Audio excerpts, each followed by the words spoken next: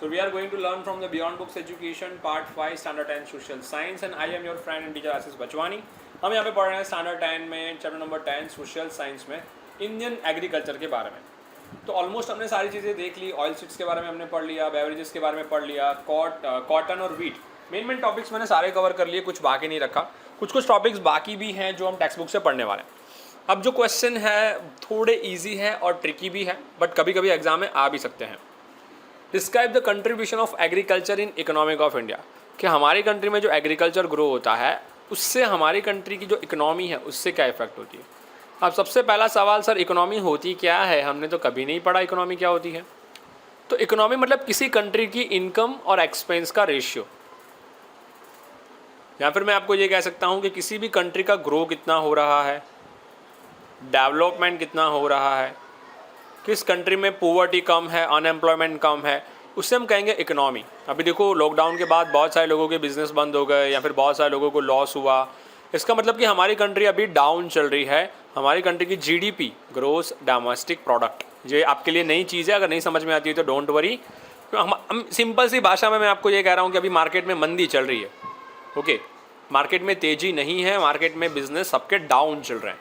Okay, तो इस business में, इस मार्केट में खेती का क्या काम. तो देखो हम है ना इकोनॉमी को 3 पार्ट में डिवाइड करते हैं. सबसे पहला होता है एग्रीकल्चर, जो हमने 9th में पढ़ लिया था. ये हमने 8th में भी पढ़ा था एग्रीकल्चर, जहाँ पे मैंने आपको बताया था ग्रीन कलर. तो एग्रीकल्चर के साथ एनिमल हस्बेंड्री जो भी जुड़ी हुई है उसका इकोनॉमी में पूरा का पूरा सपोर्ट होता है. सेकेंड होता है सेकेंडरी सेक्टर, जिसे हम कहते हैं प्रोडक्शन फैक्टर भी कहते हैं, जहाँ पे जो बड़े बड़े लोग होते हैं रॉ मटेरियल का इस्तेमाल करके, जैसे एग्रीकल्चर से मिला कॉटन तो वो हो गया रॉ मटेरियल, उसका इस्तेमाल करके फिनिश गुड्स बनाते हैं. फिनिश गुड्स मतलब कि कपड़े बना दिए, जीन्स, टी शर्ट, कुछ भी. और सबसे लास्ट में आता है सर्विस सेक्टर, जैसे कि टीचर, लॉयर, ये कुछ भी प्रोड्यूस नहीं करते बट इनकम सबसे ज़्यादा जनरेट करते हैं. जैसे मैं अभी आपको पढ़ा रहा हूँ तो मैं कुछ आपको दे नहीं रहा, मैं आपको क्या दे रहा हूँ, नॉलेज दे रहा हूँ. ओके, वैसे ही अगर आप कोई भी सीए के पास जाओगे वो आपको अकाउंट लिख कर देगा, या फिर आप किसी एमबीए के पास जाओगे वो आपकी कंपनी का मैनेजमेंट करेगा. तो वो आपको कोई प्रोडक्शन नहीं दे रहा बट आपको नॉलेज दे रहा है, सर्विस प्रोवाइड कर रहा है. जैसे कि लॉयर हो गया, डॉक्टर हो गया, तो ये इंडिया में ये लोग की इनकम जनरेट कर रहे हैं. तो क्वेश्चन ये कहना चाह रहा है कि एग्रीकल्चर का इंडिया की इनकम के साथ क्या कनेक्शन है और एग्रीकल्चर का इंडिया की इकोनॉमी में क्या कनेक्शन है, वो हम लोग यहाँ पे पढ़ने वाले हैं. क्लियर है? So agriculture activity has an important contribution in India economy which is follow. सबसे पहले चीज़, agriculture provide a food to the people of the India. तो पहली चीज़ एग्रीकल्चर हमें क्या प्रोवाइड करता है, अच्छी तरह से फूड प्रोवाइड करता है. Second, it provide the 60% of the people of the country to employment. Bharat के 60% से भी ज़्यादा लोगों को क्या मिलता है, काम मिलता है, मतलब कि एम्प्लॉयमेंट मिलता है. ओके, 60% लोग हैं एग्रीकल्चर में और 25% लोग हैं प्रोडक्शन में और बाकी के 15% लोग जो हैं वो सर्विस में हैं, मतलब कि टीचर, लॉयर, जज, डॉक्टर, ये बहुत ही कम है. ओके, सबसे ज़्यादा लोग गांव वगैरह में भी चले जाओ तो खेती करते हैं. अब आप सोच रहे हो सर ऐसा, तो आप झूठ बोल रहे हो. तो आप बेटा रहते हो अहमदाबाद में, सूरत में या राजकोट में, आप ऐसी जगह पे रहते हो जो सिटी है. ओके, आप सिटी से थोड़े बाहर चले जाओ, आपको विलेजेस बहुत सारे मिलेंगे, गांव बहुत सारे मिलेंगे आज भी इंडिया में, जहाँ पे ज़्यादातर लोग क्या करते हैं, खेती करते हैं. It contribution about the 22% of national income. अब नेशनल इनकम मतलब कि एग्रीकल्चर से जो इनकम आती है वो टोटल इनकम की 22% होती है. मतलब एग्रीकल्चर, प्रोडक्शन और सर्विस. प्रोडक्शन में से अराउंड 50% इनकम आती है. अब देखो यहाँ पे मैं ना इस रेशियो को अरेंज करता हूँ, आपको समझ में आए. एग्रीकल्चर, प्रोडक्शन एंड सर्विस, कितने परसेंटेज लोग वर्क करते हैं और इंडिया में कितनी इनकम वो लोग प्रोवाइड करते हैं. तो एग्रीकल्चर में 60% लोग काम करते हैं बट इनकम मिलती है सिर्फ 22%. अब इंडिया को इनकम कैसे होगी, तो एग्रीकल्चर की प्रोडक्ट मार्केट में सेल करके गवर्नमेंट को टैक्स मिलता है और मार्केट में इस चीज़ को एक्सपोर्ट करके किसी और कंट्री को फूड प्रोवाइड करके भी क्या मिलता है, पैसा मिलता है. तो 60% लोग काम करते हैं, इसमें से ज़्यादा तो जो फूड है वो हम लोग इंडिया में खाने पीने के लिए यूज़ करते हैं और बाकी जो फूड बचता है उसको हम एक्सपोर्ट करते हैं बाकी कंट्रियों में. तो उससे जो टैक्स की इनकम होती है गवर्नमेंट को 22%. 25% जो चीज़ें हैं जो प्रोडक्शन में आती है, इसमें से इनकम मिलती है अराउंड 40%. जैसे आप कोई स्पीकर लेने जाओ, एलसीडी लेने जाओ, ऐसी कोई भी चीज़ जिसको बनाई गई हो, उसमें से जो टैक्स मिलता है गवर्नमेंट को टोटल इनकम का 100%. और बाकी के जो 15% लोग बचे, जैसे कि लॉयर, टीचर, ये लोग कुछ जनरेट तो नहीं करते बट हाईएस्ट टैक्स पे कर सकते हैं, ओके, शेयर मार्केट में इन्वेस्टमेंट करते हैं, तो इनका जो रेशियो होता है वो अराउंड 38% का होता है, ओके, अराउंड के आसपास बात कर रहा हूँ मैं, अप्रॉक्स कह रहा हूँ आपको, श्योर नहीं कह रहा, ओके। तो ये भी टैक्स इनकी जो होती है 38% होती है अराउंड। तो हाईएस्ट टैक्स जो है प्रोडक्शन और सर्विस से जाती है, और कम से कम इनकम मिलती है हमें एग्रीकल्चर से। बट सबसे ज़्यादा लोग कहाँ काम करते हैं? एग्रीकल्चर में, और सबसे कम लोग कहाँ काम करते हैं? सर्विस सेक्टर में, ओके। तो यहाँ पे पहला पॉइंट कि हमें एग्रीकल्चर फूड प्रोवाइड करता है, भारत में 60% से भी ज़्यादा लोग एग्रीकल्चर पर डिपेंड है, और टोटल इनकम में सिर्फ 22% ही हिस्सा एग्रीकल्चर का है। It form about the 17% of domestic production, GDP, domestic production. Domestic production मतलब कि, अब डोमेस्टिक प्रोडक्शन मतलब किसी भी कंट्री की लैंड एरिया के अंदर कितनी चीज़ ग्रो हो रही है। जैसे इंडिया के अंदर मानो कि आयरन मिल रहा हो, वो सबसे ज़्यादा हम लोग खुद यूज़ कर रहे हैं, तो कितना परसेंट हम यूज़ कर रहे हैं? मानो कि आपको 100% आयरन मिला, उसका आप 60% यूज़ कर रहे हो और 40% बाकी के कंट्री को दे रहे हो। तो वैसे ही it form about the 17% of domestic production, मतलब हम लोग जितना भी ग्रो करते हैं उसका 17% तो सिर्फ खाने में यूज़ करते हैं, फूड को। मानो कि एक फार्मर है, वो कुछ लैंड में ग्रो कर रहा है, तो उसका वो 70% खुद खा लेगा, बाकी वो 83% या 73% वो मार्केट में उसको बेचेगा, जिससे उसको पैसे मिलेंगे। तो यहाँ पे जीडीपी में, इंडिया की जीडीपी ग्रोस डोमेस्टिक प्रोडक्ट्स में हम लोग 17% जो है कंट्रीब्यूशन देखते हैं एग्रीकल्चर का।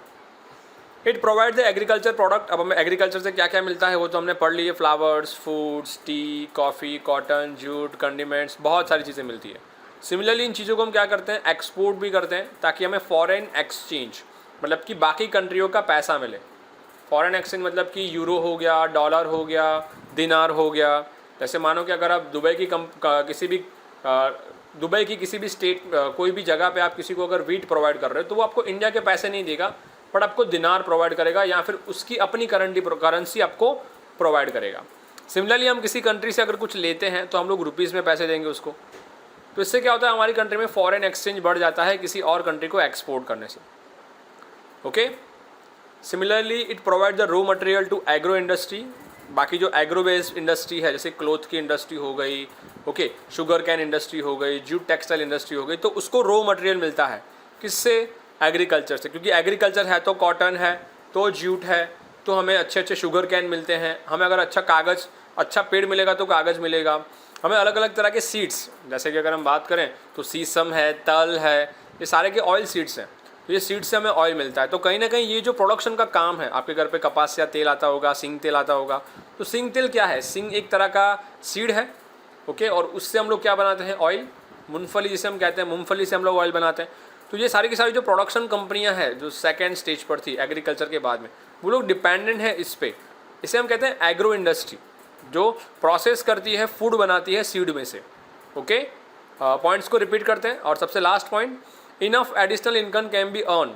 बाकी की एक्स्ट्रा इनकम भी अर्न कर सकते हो एग्रीकल्चर से, अगर आप कैटल रियरिंग कर रहे हो। कैटल रियरिंग मुझे नहीं लगता आपको समझाने की ज़रूरत है, बट फिर भी बता रहा हूँ। कैटल रियरिंग मतलब कि एनिमल हस्बेंड्री, गाय, भैंस, बकरी या छोटी बड़ी मुर्गी हो गई, इन लोगों को पालना, उनको बेचना, उससे पैसे कमाना। तो देखो इंडिया के अंदर एग्रीकल्चर का क्या कंट्रीब्यूशन है? लोगों को फूड प्रोवाइड करती है, 60% से भी ज़्यादा लोग इस पर डिपेंडेंट हैं। इंडिया में नेशनल इनकम में 20% और जीडीपी में 17% कंट्रीब्यूशन है। यहाँ पे हमें T, coffee, cotton, jute, spices, condiments, tobacco, oil seeds और पोटैटो जैसे फूड्स मिलते हैं, जिसको हम एक्सपोर्ट करके फॉरेन एक्सचेंज कमा सकते हैं।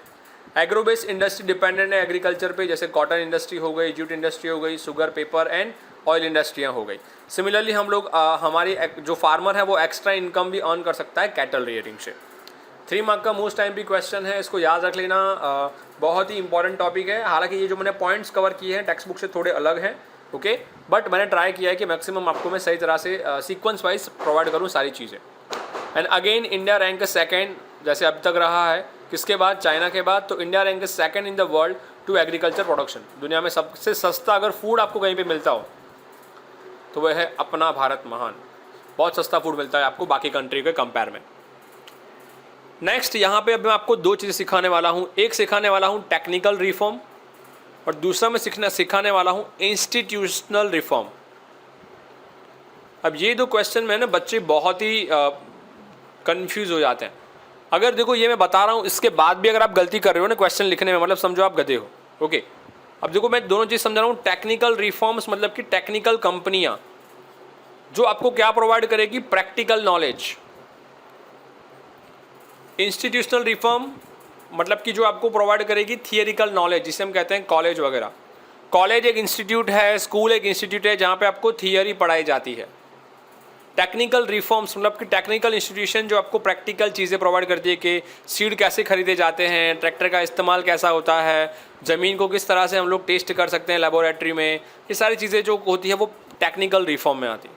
तो भारत में, इंडिया के अंदर कौन कौन से टेक्निकल रिफॉर्म्स आए, टेक्नोलॉजी में चेंजेस आए, वो हम पढ़ने वाले हैं। और इसके बाद जो क्वेश्चन है जहाँ पे हम पढ़ने वाले हैं 14 नंबर में, इंस्टीट्यूशनल रिफॉर्म्स के भारत में कौन कौन सी इंस्टीट्यूट है, कौन कौन सी कॉलेज है जो एग्रीकल्चर के बारे में स्टडी करवाती है, बच्चों को पढ़ाती है। ओके, तो पहले हम पढ़ते हैं टेक्निकल के बारे में। So the changes occurring from the farm implement. पहले छोटे छोटे फार्म थे, अब वो चेंज हो रहे हैं। हम लोग इम्प्रूव कर रहे हैं सीड की क्वालिटी को, हाइब्रिड सीड्स बढ़ा रहे हैं, अच्छी सीड्स बना रहे हैं, फर्टिलाइज़र का इस्तेमाल कर रहे हैं और नई नई टेक्नोलॉजी का इस्तेमाल कर रहे हैं इंडिया में एग्रीकल्चर को ग्रो करने के लिए। सबसे पहला पॉइंट, हम लोग अच्छे फार्म को इम्प्लीमेंट कर रहे हैं, लैंड की क्वालिटी इंप्रूव कर रहे हैं, अच्छे सीड, अच्छे फर्टिलाइज़र और न्यू टेक्नोलॉजी को इंडिया में लेकर आए। रिफॉर्म करना मतलब कि लेकर आना। इससे क्या क्या फ़ायदे हुए? सो पहले जो इंडियन फार्मर था, earlier the Indian farmer use the leather bucket. Leather के बकेट्स देखे होंगे आपने, लेदर के ऐसे बड़े बड़े बकेट्स आते हैं यूँ। इसके अंदर वो लोग क्या करते थे, वाटर लेकर आते थे तालाब से और फिर इसको वो लोग क्या करते थे, अपनी जो लैंड है उसमें डालते थे। मतलब पानी भर के आने का, इसमें रखने का, पानी भर के आने का, लैंड में डालने का, इस तरह से वो लोग खेती करते थे। फिर आया वाटर व्हील, जो आपने वाटर व्हील देखा होगा। तो फिर इसको निकाल दिया, जहाँ पर रिवर बह रही है वहाँ पे उन्होंने वाटर व्हील बना दिया, जिससे क्या होगा, वो व्हील घूमता जाएगा और पानी धीरे धीरे धीरे नदियों में से डायरेक्शन चेंज करके खेतर तक आएगा, मतलब कि फार्म की लैंड तक आएगा। फिर इस ओल्ड पद्धति को चेंज कर दिया गया और इरिगेशन को और इजी करा गया। तो पहले के इंडियन फार्मर इरिगेशन में क्या यूज़ करते थे, leather bucket, water wheel, irrigation करने के लिए, फार्मिंग को पानी प्रोवाइड करने के लिए। बट अभी के टाइम में हम लोग क्या यूज़ करते हैं, सबमर्सिबल पंप, जो ज़मीन के अंदर से पानी को खींच के बाहर ला सकता है, जिसे हम गुजराती में बोर भी कह सकते हैं। ओके, एक बोर होती है ऐसी, एक बड़ा सा तालाब होता है यूँ, ओके, जहाँ से पूरा पानी बहता रहता है और ये जो पाइप होती है वो ज़मीन के अंदर तक होती है। तो जो अंडर वाटर रिवर है, अंडर लैंड जो वाटर है उसका इस्तेमाल कर सकते हैं पंप के हिसाब से। फिर आप देख सकते हो कि मोनोब्लॉक पंप या सोलर पंप भी आज के टाइम में आ गए हैं। सोलर पंप जो इलेक्ट्रिसिटी से चलते हैं, रात को इस पंप को आप इस्तेमाल कर सकते हो पानी को प्रोवाइड करने के लिए फार्मर में। तो पहली चीज़ हमने पढ़ी कि हमने सीड्स को इम्प्रूव किया, फर्टिलाइज़र और नई नई टेक्नोलॉजी इंडिया में लेकर आए। पहले इंडियन फार्मर था जो लेदर बकेट और वाटर व्हील का इस्तेमाल करता था, अभी वो submersible pump and solar pump या फिर ब्लॉक पंप का इस्तेमाल करने लगा है। इसको आप डिफरेंस बिटवीन की तरह भी ले सकते हो कि ओल्ड में क्या था और न्यू में क्या था। अब ही has been using a drop irrigation, जहाँ पे पानी को कम इस्तेमाल किया गया। ड्रॉप इरीगेशन सबको पता है, एक बड़ी सी पाइपलाइन होती है जिसको लैंड के अंदर, जहाँ पे आप खेती करते हो उस लैंड के अंदर रखा जाता है, हर एक प्लांट्स के बाजू में, और हर एक प्लांट्स के आसपास छोटे छोटे डॉट्स होते हैं जहाँ से पूरे दिन में थोड़ा थोड़ा थोड़ा थोड़ा पानी गिरता रहता है। That is the drop irrigation. Sprinkle, जिसे हम फुवारे वगैरह कहते हैं, तो खेतर के बीचों बीच स्प्रिंकल लगा दिया गया और पानी जो है पूरे के पूरे फार्मर में, पूरी की पूरी फार्मिंग लैंड में पूरे दिन में दूर दूर तक जाता रहता है। तो स्प्रिंकल मेथड का भी इस्तेमाल किया जाता है आज के टाइम में, जो बहुत ही ईजी है वाटर प्रोवाइड करने के लिए फार्मिंग लैंड को। The farmer today has started using the improved seeds. आज के ज़माने में हाइब्रिड या इम्प्रूव्ड सीड्स यूज़ कर रहे हैं फार्मर, या बायोटेक सीड्स। बायोटेक सीड मतलब ऐसे सीड जिसको आर्टिफिशियली बनाया गया हो। दो सीड्स की जो क्वालिटी होती है उनको मिक्स करके एक नया सीड्स बनाया जाता है, that is the biotech seeds, जो एक एक्सपेरिमेंट भी हो सकता है। तो इम्प्रूव सीड्स और बायोटेक सीड्स भी हम यूज़ कर रहे हैं। सिमिलरली फार्मर क्या यूज़ कर रहा है, केमिकल फर्टिलाइज़र। फर्टिलाइज़र मतलब कि जिससे हम लोग लैंड की जो कैपेबिलिटी है उसको इम्प्रूव कर सकें। फर्टिलाइज़र को हम लोग क्या कह सकते हैं, मैन्योर कह सकते हैं। बट मैन्योर जो है, खातर, खातर नेचुरली होता है और फर्टिलाइज़र जो है हम लोग बनाते हैं, इंसान बनाते हैं। तो कौन कौन से फर्टिलाइज़र हैं, NPK, जिसका फुल फॉर्म है नाइट्रोजन, फॉस्फोरस एंड पोटास। ये एक तरह का फर्टिलाइज़र है जिसको ज़मीन में डालने के बाद, लैंड में इसका यूज़ करने के बाद लैंड अच्छी खासी इम्प्रूव हो जाती है, लैंड की क्वालिटी बढ़ जाती है। दूसरा है DAP, di ammonia phosphate. And सबसे लास्ट में है यूरिया।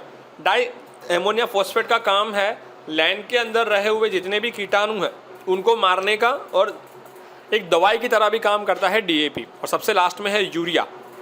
तो 3 चीज़ आपको याद रखनी है, NPK, DAP and di ammonia phosphate और यूरिया। ओके, इन चीज़ों को आपको याद रखना है।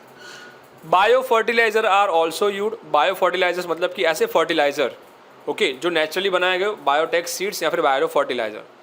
Government given a subsidy. Government farmer को क्या देती है? सब्सिडी भी देती है कि अगर आप अच्छी खासी खेती करते हो तो डिस्काउंट भी मिलेगा आपको। And relief to purchase the seeds, क्योंकि सीड खरीदना बहुत ही कॉस्टली होता है और फार्मर के पास इतने पैसे नहीं होते, तो गवर्नमेंट कुछ छूट भी देती है कि आप अभी ग्रो करो और अगर जब आपको खेती अच्छी खासी मिले, पैसे अच्छे खासे मिले, फिर आप हमें पैसे देना। तो गवर्नमेंट केमिकल फर्टिलाइज़र या बायो फर्टिलाइज़र। अब देखो केमिकल फर्टिलाइज़र और बायो फर्टिलाइज़र में क्या फ़र्क है? केमिकल फर्टिलाइज़र में हम लोग नेचुरल नहीं बट केमिकल का इस्तेमाल करते हैं जो कहीं ना कहीं लैंड को नुकसान कर सकती है।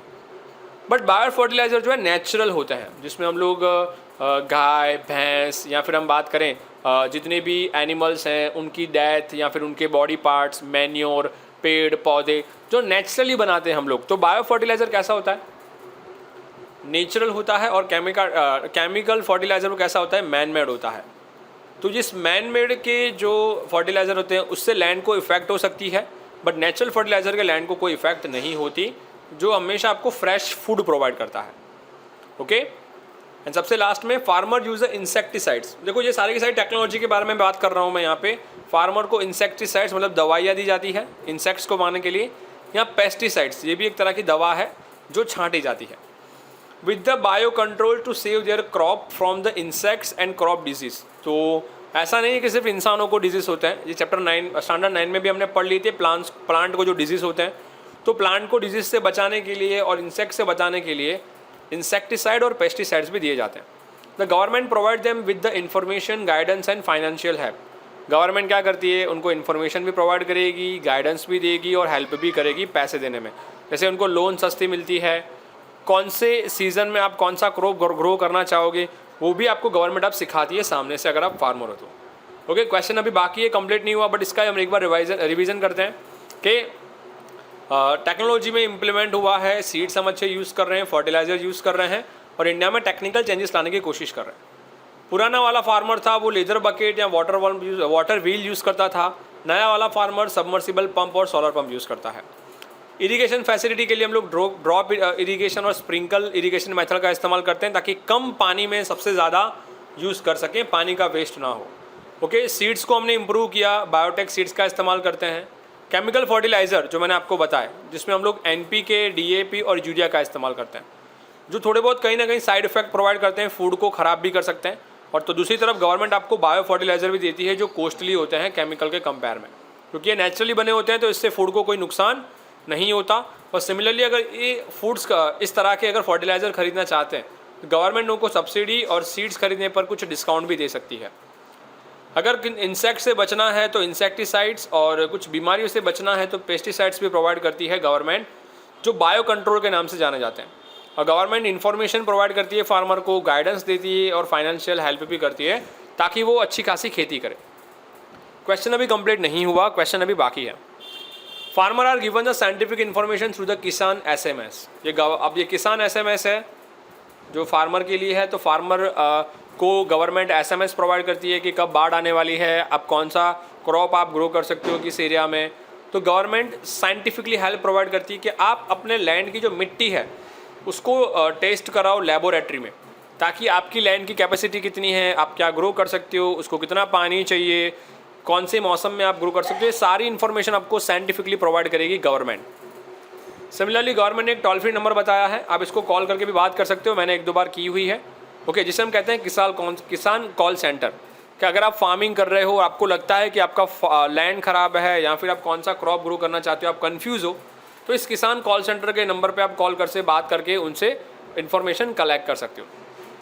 फार्मर के लिए एक वेब पोर्टल बनाया गया है गवर्नमेंट ने। वेब पोर्टल मतलब कि एक एप्लीकेशन या फिर एक वेबसाइट। ओके, एक मोबाइल ऐप भी बनाई गई है, आई खेडूत। इसको आप प्ले स्टोर पे जाके डाउनलोड कर सकते हो आप भी, आई खेडूत। वहाँ पे आपको बहुत सारी डिटेल इन्फॉर्मेशन मिलेगी कि किस तरह से क्रॉप ग्रो किए जा सकते हैं, क्या क्रॉप को साइड इफेक्ट हैं, कौन से पेस्टिसाइड और इंसेक्टिसाइड यूज़ करने चाहिए, आपका लोकेशन कौन सा है, आपके आसपास में एटमॉस्फेयर कैसा होगा। तो ये सारी इन्फॉर्मेशन आपको कहीं ना कहीं हेल्पफुल होती है। सिमिलरली इस आई खेडूत का इस्तेमाल करके आप अपनी प्रोडक्ट को ऑनलाइन सेल कर सकते हो डायरेक्ट मार्केट में, एग्रीकल्चर मार्केट में। सिमिलरली न्यूज़पेपर से आपको इन्फॉर्मेशन मिलती है, रेडियो से, दूरदर्शन पे या डीडी किसान का जो चैनल है वहाँ से भी आपको गवर्नमेंट क्या करती है, इन्फॉर्मेशन प्रोवाइड करती है। तो साइंटिफिकली हेल्प मिलती है आपको टोल फ्री नंबर मिलता है, डाउट हो तो आपको गवर्नमेंट आपको वेबसाइट का पोर्टल प्रोवाइड करती है। अगर आपको किसी चीज़ को ऑनलाइन सेल करना है, आपके लिए एक एप्लीकेशन बनाई गई है, या फिर न्यूज़पेपर, रेडियो, दूरदर्शन और डीडी किसान चैनल पे भी आपको गवर्नमेंट हेल्प करती है। अब इन सारी चीज़ों को वेरिफिकेशन कर सकते हो, मैंने ऑलरेडी इन सारी चीज़ों को वेरीफाई कर लिया है।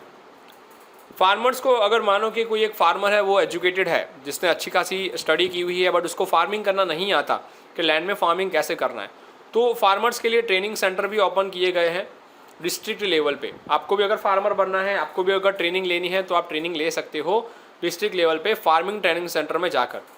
ये कहाँ पे मिलेगा आपको, तो GEE GLE कर लो, इन्फॉर्मेशन मिल जाएगी कि आपके आसपास में फार्मिंग ट्रेनिंग सेंटर कहाँ पर है, जहाँ पे फार्मर्स को ट्रेनिंग दी जाती है किस तरह से खेती की जाए। Gram sevak are appointed to convey the farmer about the new research. Gram sevak एक तरह का एम्प्लॉय है जो क्या करेगा, गांव के अंदर जितने भी फार्मर हैं, उनकी ज़मीन है, उन पर रिसर्च करेगा, उनको नई नई टेक्निक सिखाएगा और गवर्नमेंट को बताएगा कि किस फील्ड में कौन सा एग्रीकल्चर अच्छा होने वाला है इस बार। ग्राम सेवक एक तरह का इंसान होता है या एक ग्रुप हो सकता है किसी भी लोगों का जो एजुकेटेड होते हैं, जिनके पास नॉलेज होता है, जो फार्मर्स को नई नई टेक्नोलॉजी और नई नई रिसर्च के बारे में बताएगा और गवर्नमेंट को कहेगा कि इस लैंड में अगर कोई फार्मर 1000 kg तक कोई कॉटन ग्रो कर रहा है, तो इसी ज़मीन में हम लोग उस फार्मर को 2500 kg तक ग्रो करवा सकते हैं अच्छी टेक्नोलॉजी का इस्तेमाल करके। ये काम कौन करेगा, ग्राम सेवक गांव में जाके वर्कर को सिखाने का। एग्रीकल्चर के सिखाने के लिए यूनिवर्सिटी भी बनाई गई है। So agriculture university and agriculture university has been establish in almost every state. Bharat के हर राज्य में आपको एग्रीकल्चर एस्टैब्लिश करने के लिए एक स्टेट, हर एक राज्य में एक एग्रीकल्चर यूनिवर्सिटी मिलेगी जो एग्रीकल्चर के बारे में और एग्रीकल्चर पे रिसर्च करने के बारे में साइंटिस्टों को अलग अलग रिसर्च करने में हेल्प करती है। अगर आप एक्सपेरिमेंट करना चाहते हो किसी भी हर्ब्स पे, या फिर आप किसी प्लांट पे एक्सपेरिमेंट करना चाहते हो, किसी भी लैंड पे एक्सपेरिमेंट करना चाहते हो, तो गवर्नमेंट आपको पूरा ट्रेनिंग देगी। इवन साइंटिस्ट को भी यहाँ पे एक पूरा का पूरा सपोर्ट मिलता है एग्रीकल्चर यूनिवर्सिटी में। आप वहाँ पे एजुकेशन भी ले सकते हो, पढ़ भी सकते हो अलग अलग प्लांट्स के बारे में। अब एग्रीकल्चर यूनिवर्सिटी कहाँ है, तो दांतीवाड़ा, जूनागढ़, आनंद एंड नवसारी, ये 4 जगह है जहाँ पे आपको एग्रीकल्चर यूनिवर्सिटियाँ मिल गई गुजरात में। दांतीवाड़ा, जूनागढ़, आनंद एंड नवसारी, जिसमें मैंने जूनागढ़ विजिट किया हुआ है, वहाँ पे एक एग्रीकल्चर की यूनिवर्सिटी है बहुत बड़ी।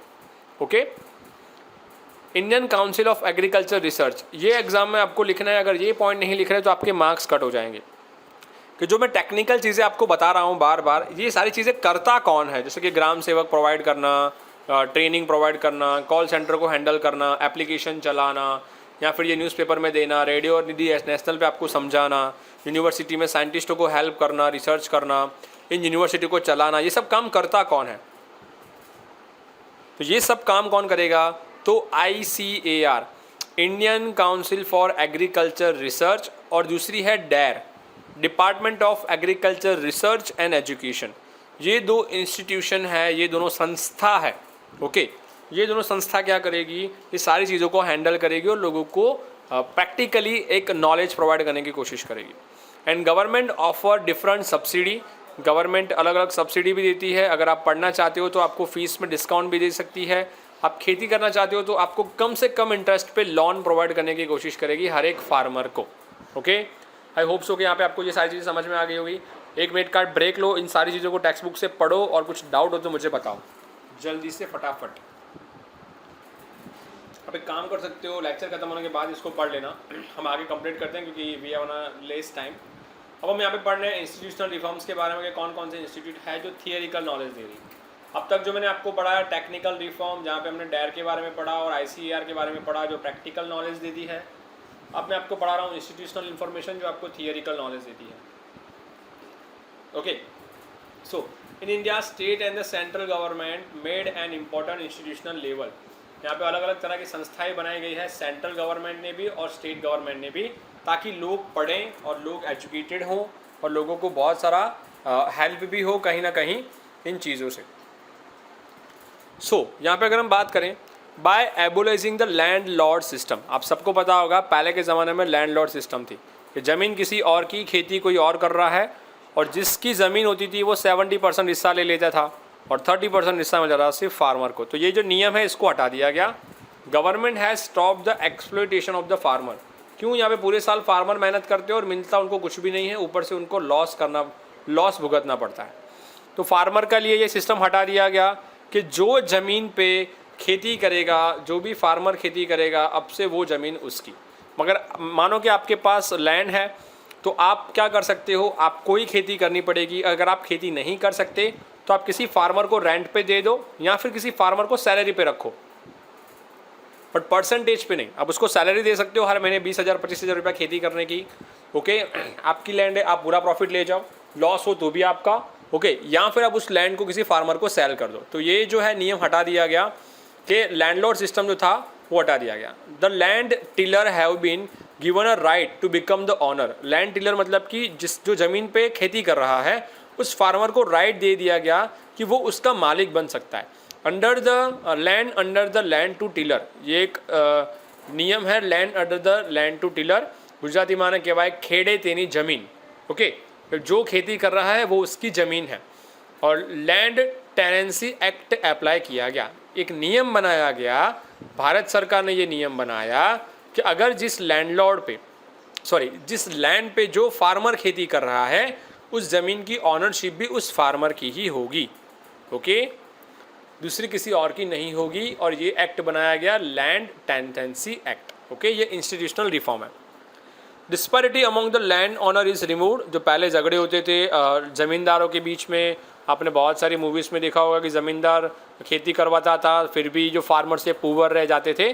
तो ये जो नियम है लैंड ऑनर वाला वो रिमूव कर दिया गया, जिसे हम कहते हैं लैंड सीलिंग एक्ट। ओके, अगर ज़मीन आपकी है तो आप खेती करो, या फिर अगर कोई और खेती कर रहा है तो ज़मीन उसको दे दो या बेच दो। थ्रू लैंड कॉन्सिलिएशन प्रोग्राम, इस लैंड कॉन्सिलिएशन प्रोग्राम को अप्लाई करने के बाद जो स्मॉल फार्मर्स है, छोटे छोटे फार्म वाले हैं, हैव बीन आइदर एक्वायर्ड और बीइंग यूनिफाइड, या तो उनको जॉब पे रखा गया या तो फिर यूनिफाइड उनको पूरी की पूरी ज़मीन दे दी गई जो फार्मर के लिए बेनिफिशियल है। क्रॉप्स को ग्रो करने के लिए सब्सिडी दी गई। Programme has been form to the help farmer, कि फार्मर्स तो बहुत ही पुअर हैं, उनके पास पैसे हैं नहीं, तो गवर्नमेंट उनको सस्ती लोन देती है या फिर सब्सिडी देती है अगर वो कोई भी प्रोडक्ट को ग्रो करते हो। तो मानो अगर सीड्स वो 4,000 में ला रहे हैं तो वही सीड्स गवर्नमेंट उनको 1,000 रुपीज़ में प्रोवाइड करेगी या 2,000 रुपीज़ में प्रोवाइड करेगी डिस्काउंट रेट पे।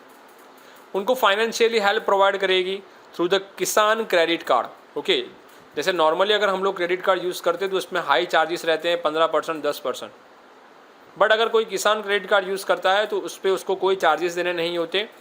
सिमिलरली अलग से बैंक बनाई गई फार्मर के लिए, और कोऑपरेटिव बैंक, ओके, या फिर कोऑपरेटिव सोसाइटी बनाई गई जहाँ पे फार्मर्स को कहीं ना कहीं अपनी सेविंग्स पे अच्छा खासा इंटरेस्ट मिले और वो अच्छी तरह से लोन अगर चाहे किसी क्रॉप को ग्रो करने के लिए तो लोन भी ले सकते हैं। हालांकि इसको एक बार रिवाइज करते हैं, बहुत ही डिफ़िकल्ट टॉपिक है। लैंड लोन सिस्टम को रिमूव कर दिया गया और नया रूल बनाया गया, the owner of the land under the land to the tiller, कि जो खेती करेगा वही उसका मालिक बनेगा, under the act land tenancy act. Similarly land owner के बीच में जो प्रॉब्लम्स थे वो हटा दिए गए लैंड सिलेक्ट एक्ट के अकॉर्डिंग। और छोटे छोटे फार्मर्स हैं उनको या तो जॉब दे दी गई या फिर उनको यूनिफाइड मतलब कि ज़मीन के मालिक बना दिए गए। क्रॉप खरीदने के लिए सब्सिडी प्रोवाइड की गई, किसान क्रेडिट कार्ड बनाए गए, उनके लिए अलग से बैंक बनाई गई और बैंक में उनको अलग अलग तरीके की जो लोन है, सस्ती लोन है, वो प्रोवाइड किया गया। इंस्टीट्यूशनल रिफॉर्म है NABARD, national agriculture for bank and rural development. ये बैंक जो है एग्रीकल्चर के लिए हेल्पफुल करती है, हेल्प प्रोवाइड करती है NABARD. So government help to the farmer purchase seeds, government farmer को हेल्प करती है सीड्स को खरीदने के लिए, फर्टिलाइज़र में डिस्काउंट देती है, अलग अलग तरह की दवाइयाँ प्रोवाइड करती है और इन सबको खरीदने के लिए उनको सब्सिडी भी मिलती है और फाइनेंशियल हेल्प मतलब कि लोन भी मिलती है। ओके, तो ये इंस्टीट्यूशनल रिफॉर्म्स थे, अभी टॉपिक ख़त्म नहीं हुआ। Through the prime minister crop insurance scheme, आपको पता होगा कि जब बहुत सारी बारिश होती है तो पूरा का पूरा जो क्रॉप है वो वेस्ट हो जाता है और फार्मर को क्या होता है, लॉस। तो गवर्नमेंट ने एक नया नियम बनाया, एक नई स्कीम बनाई जिसका नाम रखा गया prime minister crop insurance scheme, जहाँ पे फार्मर को अगर कोई क्रॉप पे लॉस होता है ओके, तो उस लॉस का पूरा पैसा जो है, रुपीज़ जो है, कौन प्रोवाइड करेगा? गवर्नमेंट प्रोवाइड करेगी। जैसे आप लोगों ने इंश्योरेंस देखा होगा, बाइक का इंश्योरेंस लेते हो कि अगर आपका एक्सीडेंट हो जाए या बाइक आपकी टूट वूट जाए, कोई जला वला दे, तोड़ वोड़ दे, तो उसको आप कंपनी में लेके जाओ, कंपनी उसको फ्री ऑफ कॉस्ट आपको रिपेयर करके देगी। क्यों? क्योंकि आपने उसका इंश्योरेंस लिया हुआ है और इंश्योरेंस के आपने 6 से 10 हज़ार रुपये ऑलरेडी पे किए हुए हैं, जो कि रिस्क के लिए आपने लिया है कि अगर पूरे साल में कुछ होता है तो, नहीं होता तो आपके पैसे तो चले जाएंगे। इसी तरह फार्मर भी अपने क्रॉप्स का इंश्योरेंस ले सकते हैं कि अगर उनका जो क्रॉप है ख़राब हो जाए, टूट जाए या बिखर जाए या बारिश की वजह से डिस्ट्रॉय हो जाए, तो इंश्योरेंस अगर आपने लिया है तो गवर्नमेंट आपको उसके पूरे के पूरे पैसे भरकर देगी। मतलब कि किसी भी फार्मर को लॉस उठाने की ज़रूरत नहीं है। When the crop fail due to the either drought or excessive rain, ज़्यादा बारिश की वजह से या सूखे की वजह से अगर कोई नुकसान होता है तो गवर्नमेंट हेल्प करती है फार्मर को फाइनेंशियली पैसे देने में। By providing a legal support in open auction. Legal support मतलब आप अगर कोई चीज़ बेचना चाहते हो तो भी गवर्नमेंट आपको हेल्प करेगी। एंड ऑक्शन मतलब कि बोली लगती है। आपने अगर ऑक्शन देखा हो तो मानो कि वीट है 100 kg, तो उसका ऑक्शन होता है। कोई बोलेगा 100 kg के 5000, दूसरा बोलेगा 6000, कोई बोलेगा 7000, कोई बोलेगा 8000। तो ओपन ऑक्शंस क्रिएट करे गए फार्मर को, ताकि फार्मर को ज़्यादा पैसे मिले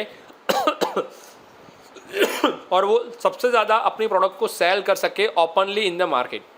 अभी ये ऑक्शन ऑनलाइन भी होते हैं, आप ऑनलाइन भी ऑक्शन कर सकते हो, गवर्नमेंट की एप्लीकेशन से ऑनलाइन भी चीज़ों को खरीद सकते हो, किसी भी राज्य से, किसी भी स्टेट से, किसी भी सिटी से।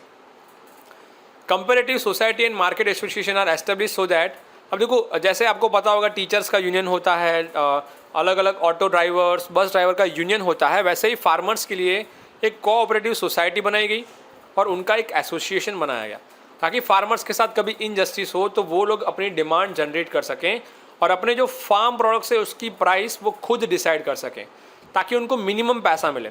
मानो कि वीट को ग्रो करने 100 kg वीट को ग्रो करने में 1000 kg वीट को ग्रो करने में अगर 8 महीने से 9 महीने का टाइम लगता है, तो एटलीस्ट उस 1000 kg का कम से कम उनको 2 से 3 लाख रुपए तो मिलना चाहिए, 1000 kg का मिनिमम, क्योंकि उन्होंने 8-9 महीने लगाए इरिगेशन की और इतने अच्छी क्वालिटी के वीट ग्रो किए।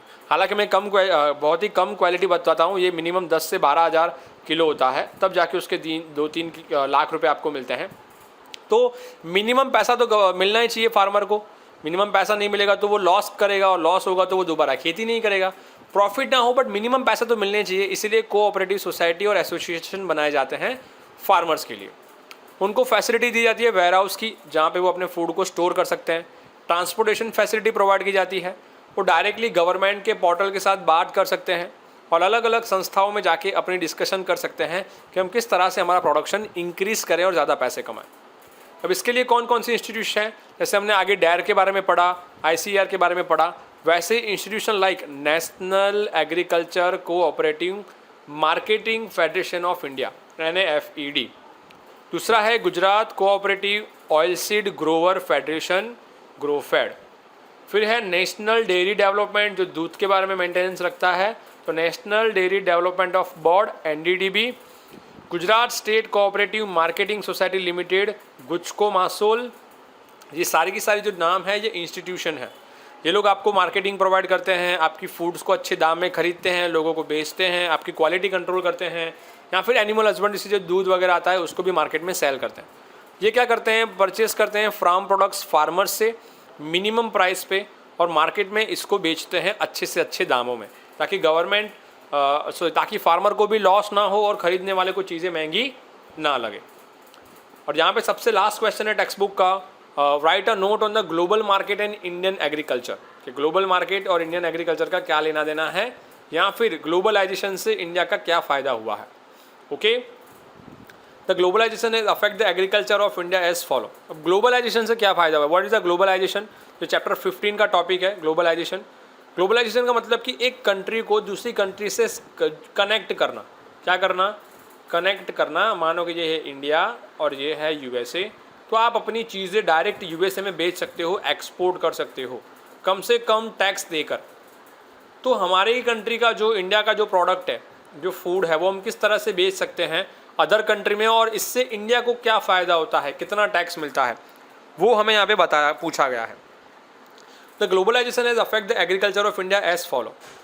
As the government India accept the policy of the globalization in 1991। नहीं दिया गया, मैं बताऊंगा चैप्टर नंबर 15 में, टेंशन लेने की कोई ज़रूरत नहीं है। तो गवर्नमेंट ने पॉलिसी ली ग्लोबलाइजेशन की, जहाँ पे इंपोर्ट और एक्सपोर्ट मतलब कि चीज़ों को खरीदना और बेचना कैसा हो गया, सिंपल हो गया। पहले ज़्यादा टैक्स देना पड़ता था तो चीज़ें कॉस्टली होती थी, महंगी होती थी बाहर की कंट्री में बेचना। अब टैक्स कम है तो आप इजीली बेच सकते हो और अच्छा खासा पैसा कमा सकते हो। As a result of it अब ग्लोबलाइजेशन हुआ तो किस किस चीज़ों की अच्छी खासी हम लोग खेती मार्केट में सेल कर पाएँ? कॉटन, चिलीस मतलब मिर्च और sesame. Gujarat are sold in the Chinese market. Gujarat हमारी प्रोडक्ट को चाइना में भी सेल करता है, जैसे अलग अलग तरह के फ्रूट्स, जिसमें सबसे ज़्यादा है मैंगो। ओके और हम अपनी चीज़ें वर्ल्ड को भी सेल कर सकते हैं ग्लोबलाइजेशन की वजह से। Under the circumstances the proportion, type and the form of the farm products have change.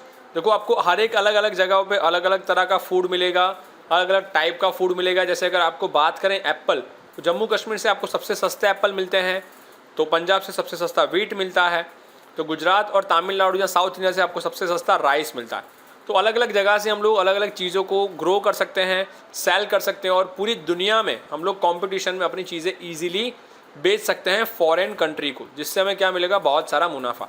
अगर यहाँ पे आप 1 किलो चावल 80 रुपये में बेच रहे हो, तो वही 1 किलो चावल आप बाहर की कंट्री में 800 या 900 रुपये में बेच सकते हो, अराउंड 15 to 20 डॉलर के हिसाब से। ओके तो ये डिफरेंट रहता है। तो ज़्यादातर लोग चाहते हैं कि वो बाहर की कंट्री में बेचें ताकि ज़्यादा पैसे जनरेट कर सकें। एंड सबसे last, due to the globalisation क्या क्या फ़ायदा हुआ? Has become a necessary to get the pattern from the qualitative product. Pattern का मतलब क्या होता है कि आप किसी क्वालिटी को रजिस्टर करवाते हो। मानो कि आपने 2 अलग अलग तरह की सीड्स है, उसको मिक्स करके एक नया सीड्स बनाया तो दुनिया में किसी के पास नहीं है, और इस सीड को इस्तेमाल करके आप सबसे ज़्यादा प्रोडक्शन ग्रो कर रहे हो पूरे वर्ल्ड में। तो आप इस चीज़ का पैटेंट रजिस्टर करवा सकते हो गवर्नमेंट में कि इस तरह का सीड अब इंडिया में ही बनेगा और किसी कंट्री में नहीं बनेगा, और कंट्री उसको बना भी नहीं सकती। क्यों? जैसे आपको पता होगा कि टेलीविज़न है, मोबाइल है, या फिर कोई कार की कंपनी है, तो उनके डिज़ाइन के भी पैटर्न होते हैं, आप उनके डिज़ाइन कॉपी नहीं कर सकते। तो पैटर्न का मतलब ये है कि आप अगर आपके पास कोई अच्छी क्वालिटी का फूड है या अच्छी क्वालिटी का कोई सीड है, तो आप उसका पैटेंट करवा कर सकते हो रजिस्टर अपने नाम पे, जो कंपटीशन में खड़े रहने के लिए बहुत ही हेल्पफुल है। Then only Indian can survive in the competition with the developed nation with the help of the other large human labour feds. हमारे यहाँ पे बहुत सारे वर्कर हैं, बाकी कंट्री में फार्मर बहुत कम है, एक चीज़ याद रखना। जबकि इंडिया में फार्मर बहुत ज़्यादा है, इसलिए प्रोडक्शन भी बहुत ज़्यादा होता है। और हम लोग क्या यूज़ करते हैं? मॉडर्न टेक्नोलॉजी और मॉडर्न इक्विपमेंट्स, इसलिए हम लोग ज़्यादा मार्केट में चीज़ों को सेल कर सकते हैं। तो यहाँ पे आपका चैप्टर कंप्लीट होता है। आई होप सो कि आपको सारी चीज़ें समझ में आ गई होगी। बस लास्ट आपको 4 पॉइंट्स जो है बाकी है वो मैं करवा देता हूँ। ओके, अब ग्लोबलाइजेशन के क्या फ़ायदा हुआ कि जो कॉस्टली चीज़ें थी, genetically modified BT seeds. Genetic मतलब कि मैंने आपको बताया कि 2 चीज़ों को मिक्स करना। मानो कि एक चावल का दाना है, वो बहुत ही बड़ा है, और एक चावल का दाना जिसकी क्वालिटी बहुत अच्छी है, तो इन दोनों को मिक्स करके हम ऐसा चावल का दाना बना सकते हैं जिसकी क्वालिटी भी अच्छी हो और दाना भी बड़ा हो। उसे हम कहेंगे जेनेटिकली मॉडिफाइड। ओके, ऐसे सीड्स हम बनाएं, और ऐसे सीड्स को बनाने के बाद उसका जो प्रोडक्शन हुआ उसको हमने बड़ी बड़ी कंपनियां, मल्टीनेशनल कंपनीज़ को सेल किया। उसका रिजल्ट क्या आया कि हमारा जो एग्रीकल्चर का एक्सपेंस था वो कम हो गया, खर्चा कम हो गया, और हमारा जो प्रोडक्शन था जैसे कि कॉटन है, मेज़ है, उनका प्रोडक्शन बहुत ही ज़्यादा इंक्रीज़ हुआ। जेनेटिकली मॉडिफाइड जिसे हम कहते हैं बायोटेक्नोलॉजी सीड्स, बायोटिक सीड्स कहे जाते हैं, जिसको हम मल्टीनेशनल कंपनी में सेल कर सकते हैं और जिससे सबसे ज़्यादा फ़ायदा भी होता है। In order to face the stiff competition of the farmer products, अगर फार्मर को जो चीज़ यहाँ पे कंपटीशन में टफ लगती है, जहाँ पे उनको पैसे बहुत ही लो मिलते हैं, वही चीज़ अगर वो इंटरनेशनल मार्केट में सेल करे, न्यू टेक्नोलॉजी का इस्तेमाल करके अच्छी क्वालिटी की चीज़ बेचे, हाई क्वालिटी की चीज़ बेचे, तो उनको पैसे भी कैसे मिलेंगे? ज़्यादा मिलेंगे। A well plan step will have be taken for the economic progress. तो ऐसा नहीं कि सारे के सारे फार्मर बाहर ही एक्सपोर्ट करेंगे। ये एक्सपोर्ट करने का काम किसका है? गवर्नमेंट का है। गवर्नमेंट क्या करेगी? आपसे चीज़ें ले लेगी, आपको जितने पैसे चाहिए वो मिनिमम दाम पे, और फिर उसको एक्सपोर्ट करेगी बाहर की कंट्री में। हालांकि आप ये खुद भी कर सकते हो अच्छे खासे पैसे कमाने के लिए। ओके, इससे क्या होता है? हमारी कंट्री में इनकम बढ़ती है, इकोनॉमिक प्रोग्रेस होता है, और हमारी कंट्री को भी प्रॉस्पेरिटी मिलती है, और एग्रीकल्चर को भी हम लोग बढ़ावा दे सकते हैं, खेती को भी हम लोग इम्प्रूव कर सकते हैं। यहाँ पे आपका टॉपिक चैप्टर कंप्लीट हुआ। कुछ कुछ टॉपिक्स जो हैं बाकी है जो हम टेक्स्ट बुक से पढ़ने वाले हैं उसको सिर्फ रिवाइज करने की ज़रूरत है guys. Thank you so much. आज का लेक्चर यहाँ पे कंप्लीट हुआ। किसी को कोई डाउट है तो मुझे बताइए।